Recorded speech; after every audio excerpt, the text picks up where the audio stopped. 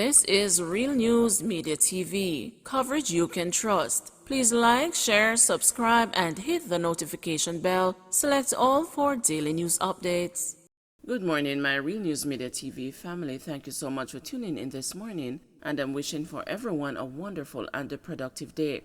And in the news this morning for February 27, 2023, 5 dead after bikes and a bus collide in Temple Hall, St. Andrew. 5 men are dead after the motorcycles they were traveling on collided with a Toyota Hiace bus in Temple Hall, rural St. Andrew on Sunday night. Reports are that about 9:45 p.m., the men were traveling northwards on the Temple Hall main road when their bikes collided with the bus. The injured men were taken to hospital where they were pronounced dead. The St. Andrew North police are investigating. 3 dead, 2 injured in St. Mary crash.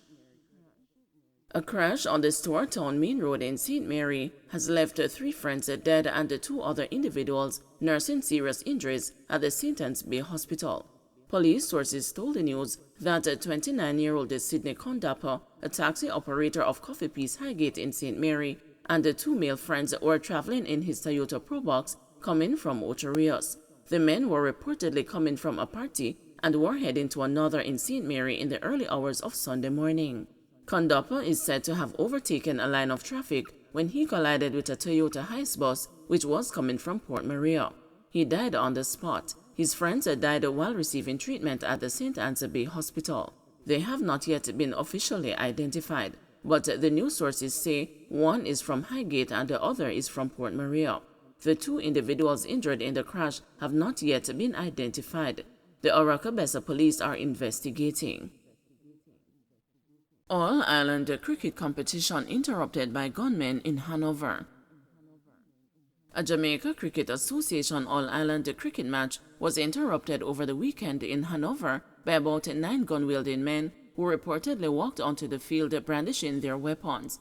The first of a 2-day match was in the 2nd innings when the incident, which had nothing to do with the game, reportedly took place, leaving spectators running for cover. The police who confirmed the incident were unable to provide details. The police said they were not informed of the planned match before the date. However, reports reaching the news are that sometime between 4 and 5 p.m. on Saturday, 9 men entered the Elgintown community. A fight later ensued in which a man was reportedly beaten and guns were drawn. It is not clear if the man was the intended target. Frightened spectators who saw what was happening reportedly ran for cover, following which the men reportedly walked onto the community center field where the match was being held with guns in hand. The police who arrived on the scene reportedly advised the organizers to call off the match. President of the Hanover Cricket Association, Dwayne Clayton, has acknowledged that his association, which was responsible for the planning of the event, fell short of informing the police of the planned event. He said going forward this will be done. A distraught Clayton said what took place is not looking good and work has to be done to prevent a recurrence. It is a very bad situation and we're looking to see how we cannot have this issue reoccur. It is the first time that we have seen something like this and we need to as an association work together to try to prevent something like this from reoccurring, stated Clayton. He said that the association is looking into the possibility of relocating matches to its prior venue, Rossies High School Campus 2.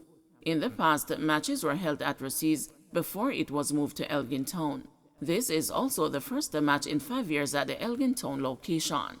Clayton said no decision has been made by the JCA as to how the match will be completed. Man killed during confrontation with police in Montego Bay. A man was shot dead during a reported confrontation with the police in Maroontown, Montego Bay yesterday morning. The incident took place around 4:30.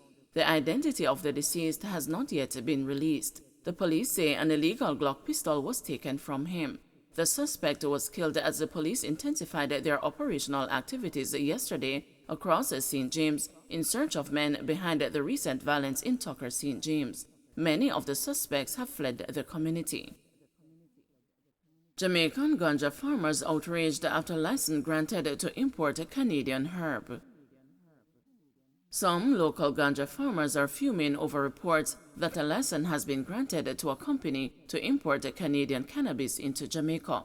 Speaking inside the Jamaica Cannabis Industry Forum WhatsApp group, President of the Jamaica Cannabis Licensed Association, Rear Admiral Hardy Lewin, asked growers to figuratively holster their weapons and to keep their powder dry, noting that the Cannabis Licensing Authority was aware of the ire created within the local industry following the latest development. I learned and later confirmed that the CLA board has approved the importation of ganja into Jamaica from Canada. A license applied for and was granted the necessary permits. I will not fault the licensee, but I find it disturbing and indeed scandalous that we could allow imports from a state to which we cannot export, Lewin wrote. I have had a meeting with the chairman of the CLA. He recognizes the angst in the industry. It is anticipated a full review will be done. Please holster your weapons and keep your powder dry, he added.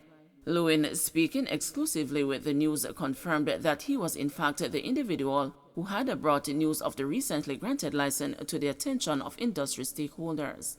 I brought this to the attention of our members and the industry, and also the CLA who confirmed it. I made a lot of noise about it because I am very angry that a country that does not allow Jamaican imports or exports from Jamaica into their market could be granted permission to export to Jamaica, he said. Lewin, a former police commissioner, has been appealing for calm from industry stakeholders, noting that he was advised that the matter and the whole perspective of the CLA would be re-examined.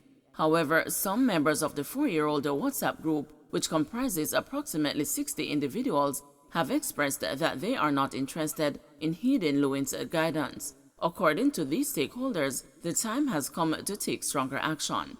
One member of the group who asked for anonymity slammed the CLA, arguing that the body has been acting to hinder the growth of the local industry and the traditional growers.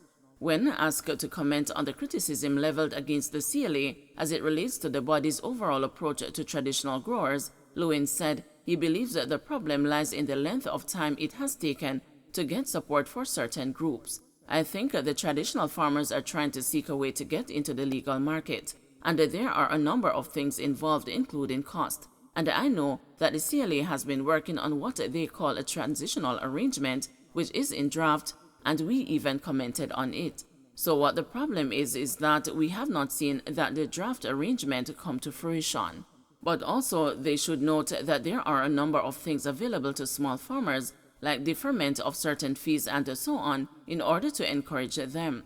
But this transitional arrangement was meant for them to get into the market and transit them into getting a license of their own. It's a work in progress. You will obviously have to find out from the CLA where they have reached with that, but it has been very slow in coming, and there are many challenges within the industry. Part 2, Section 4 of the Dangerous Drugs Act allows for the importation of ganja, noting that such importation license could be granted by the CLA to the holder of a valid cultivator's license, processing license, retail license, or research and development license. A duly accredited tertiary institution or government entity authorized by the authority to provide analytical services in respect of ganja to ensure product safety and compliance with local and international quality standards is also eligible to be granted an import permit according to the law. Don't forget to like, share, subscribe, and hit the notification bell. Select all for daily news updates.